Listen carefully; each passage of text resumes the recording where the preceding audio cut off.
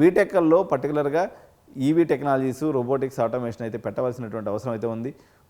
వీళ్ళందరూ కూడా institutions Tesla కానీ, లేకపోతే ఓలా కానీ, ఏబీబీ కానీ, అశోక్ లైలాండ్ కానీ ఇటువంటి కంపెనీస్తో టైఅప్స్ పెట్టుకొని ఈ పిల్లలకి ఆ యొక్క నాలెడ్జ్ని ట్రాన్స్ఫర్ చేసినట్లయితే ఇది ఎంతో ఉపయుక్తంగా ఉంటుంది.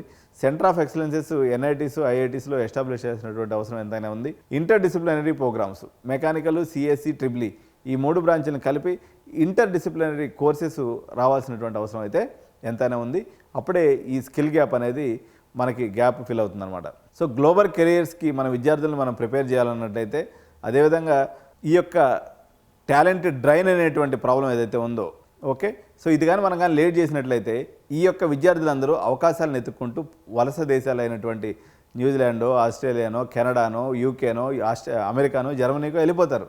సో ఇంక తర్వాత మన దగ్గర మిగిలేదంతా సచ్చు పుచ్చు వాళ్ళని పెట్టుకొని దేశం ఎలా జీవిస్తుంది? మీరు అవకాశాలను ఇక్కడే కానీ కల్పించినట్లయితే డెఫినెట్గా వాళ్ళందరూ మన దేశం కోసం పనిచేస్తారు.